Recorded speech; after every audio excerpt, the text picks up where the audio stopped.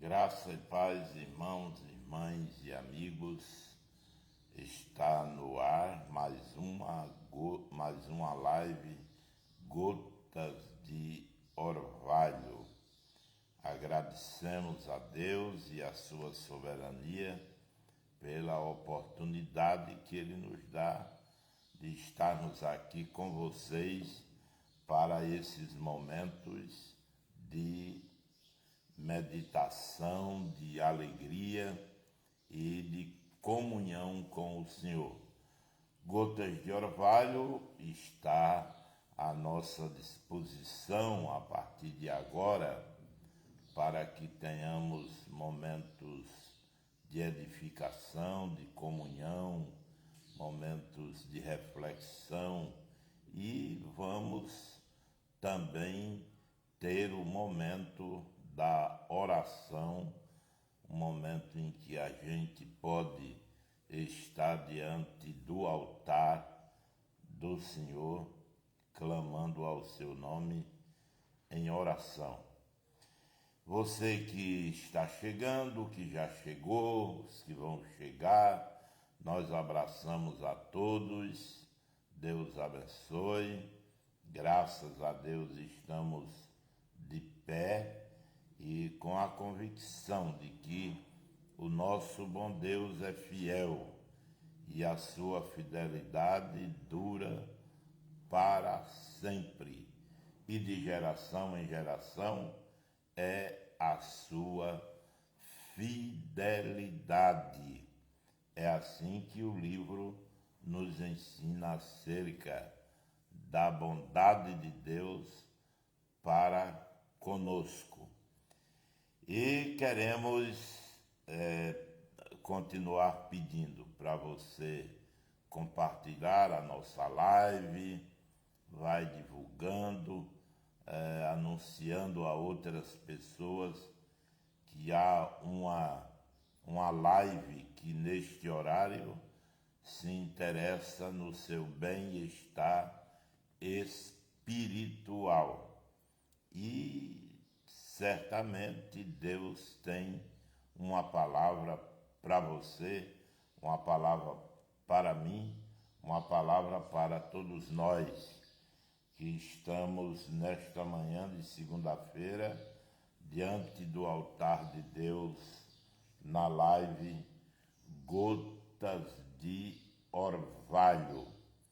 A Deus, portanto, toda a honra, toda a glória, todo o louvor por causa da sua santidade. E vamos à nossa reflexão rápida para que tenhamos a condição de entender melhor os desígnios de Deus e a sua soberania, a sua bênção sobre a nossa vida. Estamos refletindo sobre o tema geral,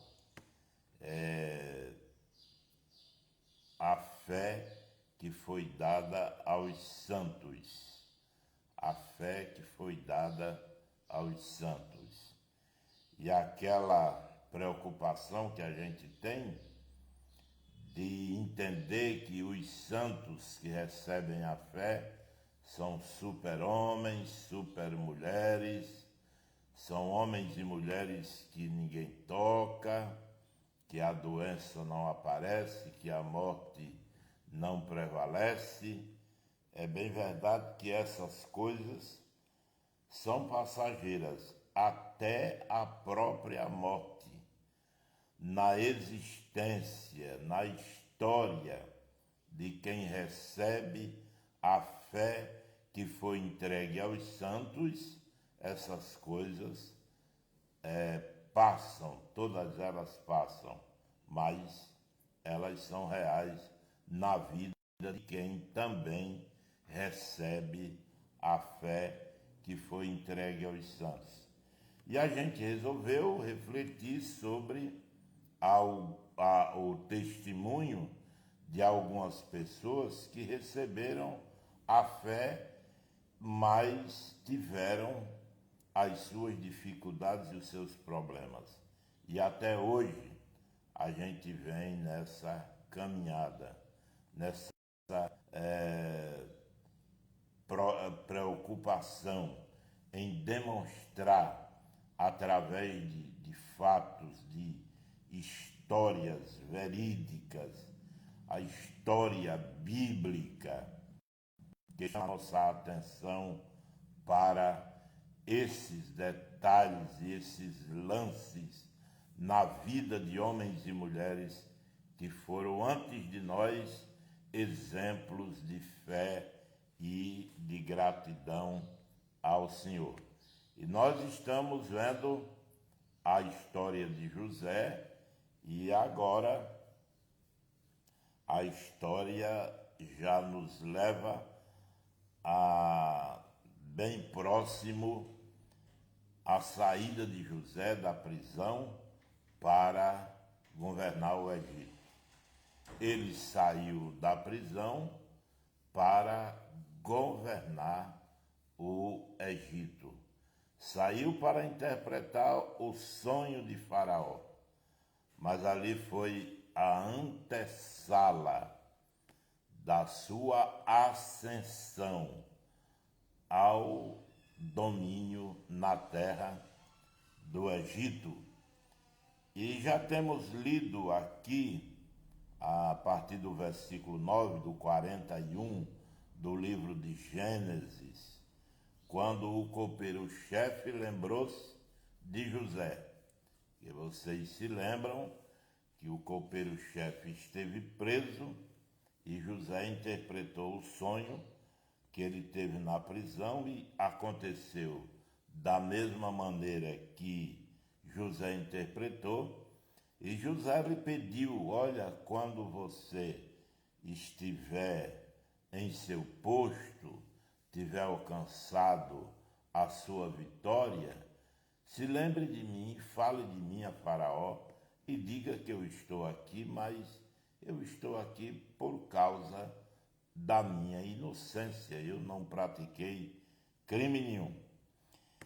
E o copeiro se esqueceu, o que é possível depois do camarada ganhar a vida, como foi o caso dele, que o companheiro do copeiro, que foi o padeiro-chefe, também estava preso e o rei resolveu matar, mandou cortar a cabeça do sujeito. E aquele, retornou ao cargo que usava, que servia como copeiro-chefe, e foi uma grande maravilha para ele, né? Foi restituído ao cargo e continuou vivendo. Deve ter se alegrado muito, a gente sabe disso. E quem sabe a alegria, porque estava na situação de novo, estava exercendo novamente o seu cargo, a sua função, levou a esquecer completamente de José. E esqueceu. E só foi lembrar 2 anos depois.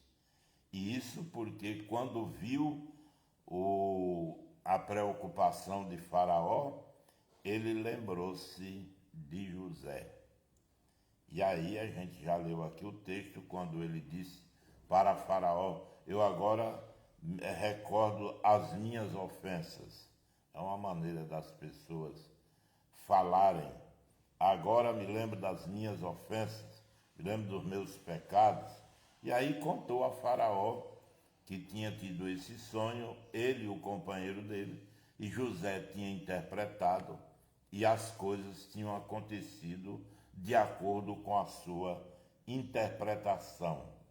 No versículo 14 do 41, a gente lê o que a Bíblia registra. Então Faraó mandou chamar José e o fizeram sair às pressas da masmorra. E aí José saindo, e os planos de Deus se cumprindo em sua vida. Fizeram sair às pressas da masmorra, porque a ordem de Faraó também exigia pressa. Ele estava perturbado, preocupado. E o texto diz ainda, ele se barbeou, José se barbeou, mudou de roupa e foi apresentar-se a Faraó. Então lhe disse, tive um sonho e não há quem o interprete, porém ouvi falar a respeito de você que, quando ouve um sonho, é capaz de interpretá-lo. E José respondeu, isto não está em mim, mas Deus dará resposta favorável a Faraó. E olha a humildade que José exercia, que tinha, que esboçava em sua vida.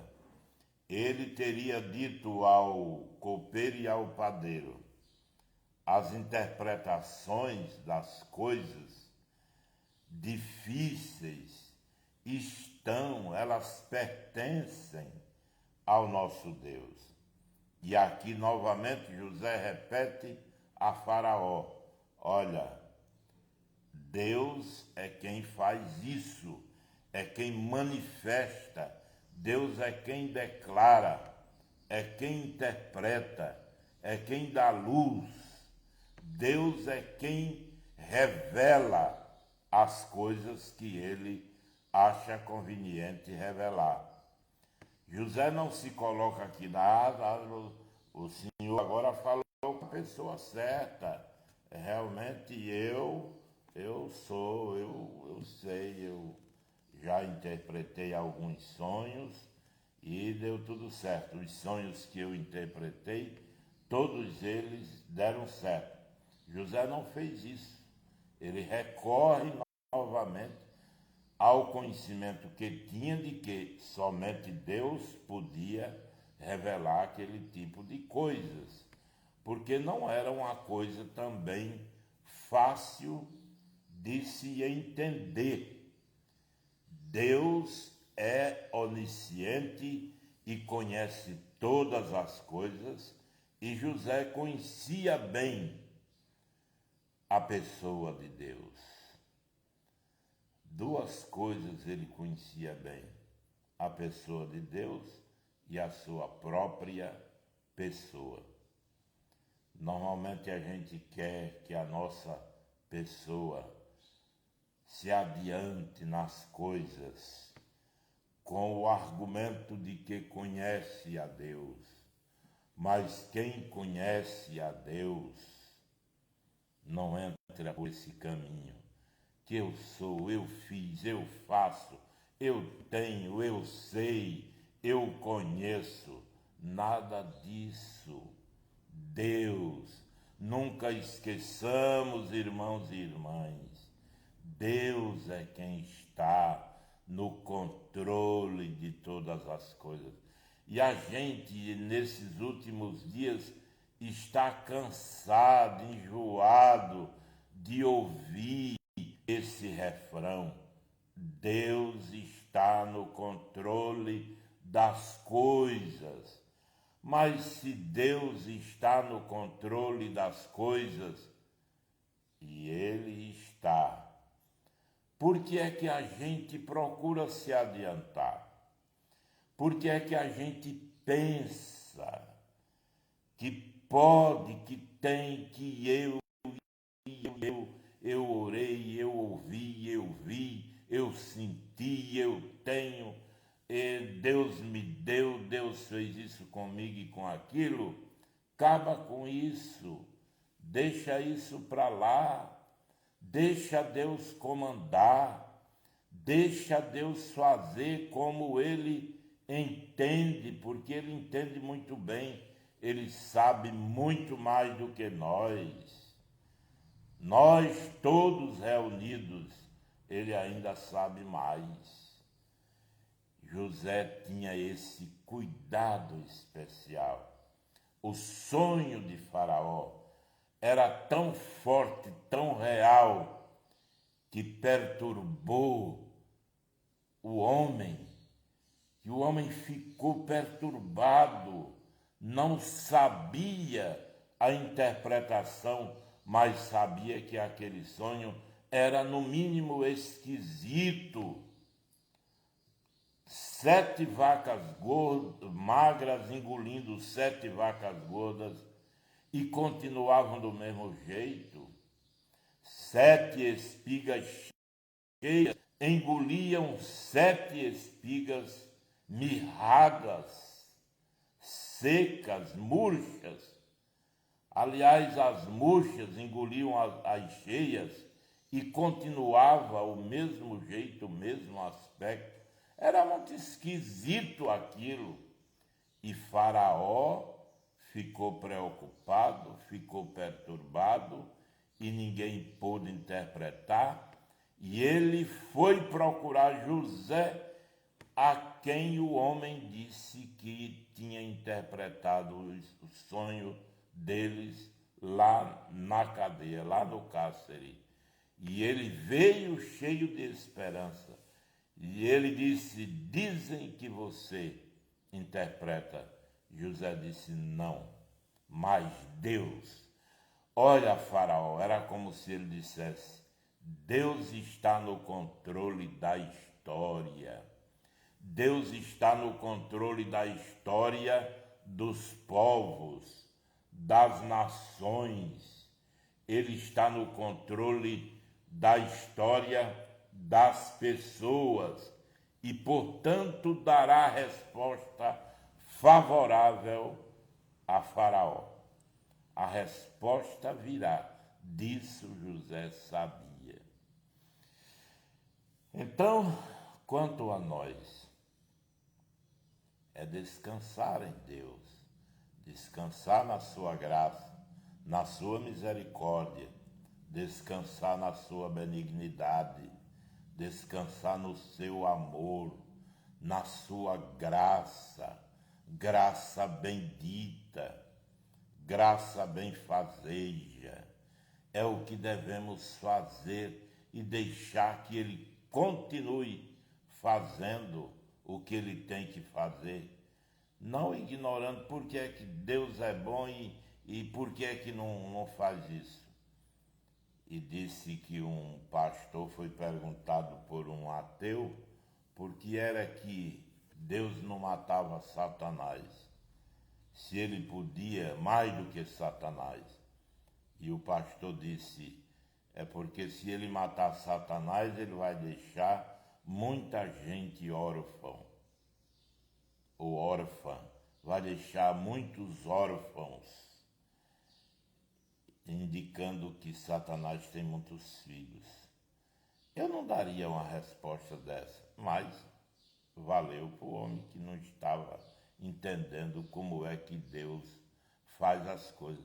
Ele não mata porque ele não quer, não faz parte do projeto dele, ele não mata. Ele não mata porque ele é soberano e não quer matar.